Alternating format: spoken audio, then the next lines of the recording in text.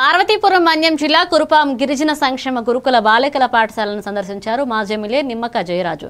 ప్రభుత్వం పూర్తి బాధ్యత వహించాలన్నారు. పాఠశాలలో మౌలిక సౌకర్యాల లోపం, అలాగే ఒకే చోట విద్యార్థులు పడక చదువుకోవడం వలన అనారోగ్యాలు వ్యాప్తి చెందడం వంటి కారణాలతో ఇబ్బందులు ఎదుర్కొంటున్నారని తెలిపారు. ముఖ్యంగా ఇటీవల జరిగిన బాలికల మరణాలకు ప్రభుత్వ నిర్లక్ష్యమే కారణమని ఆయన ఆందోళన వ్యక్తం చేశారు.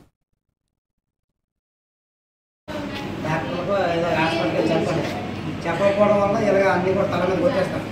లాస్ట్ స్టేజ్ వరకు చెప్పరు మనాలు. ప్రతి ఒక్కరు కూడా ఇవ్వాలి. పేరెంట్స్, పిల్లలు.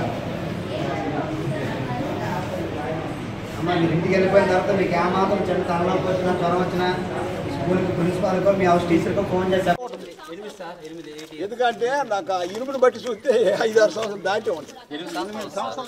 అప్పటి నుంచి దాన్ని అలాగా కన్స్ట్రక్షన్ ఆగిపోయింది. వాళ్ళ దారి ఎనర్జీ చేస్తారు. ఈ తుప్పల కూడా పని పెట్టించవచ్చు పిల్లలకి ఇబ్బంది లేకుండా.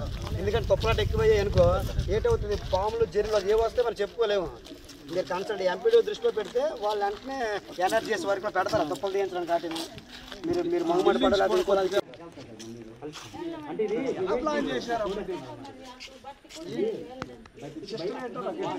తీసిన భూమి కదా, కట్టించి ఉంటే ఇది ఉండదు.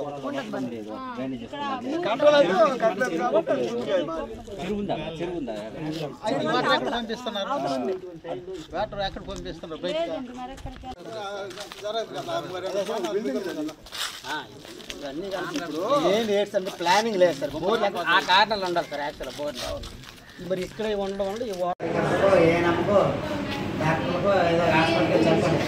చెప్పకపోవడం వల్ల ఇలాగ అన్నీ కూడా తల మీద కొట్టేస్తాం. లాస్ట్ స్టేజ్ వరకు చెప్పరు మనాలు. ప్రతి ఒక్కరు కూడా ఇవ్వాలి. పేరెంట్స్, పిల్లలు.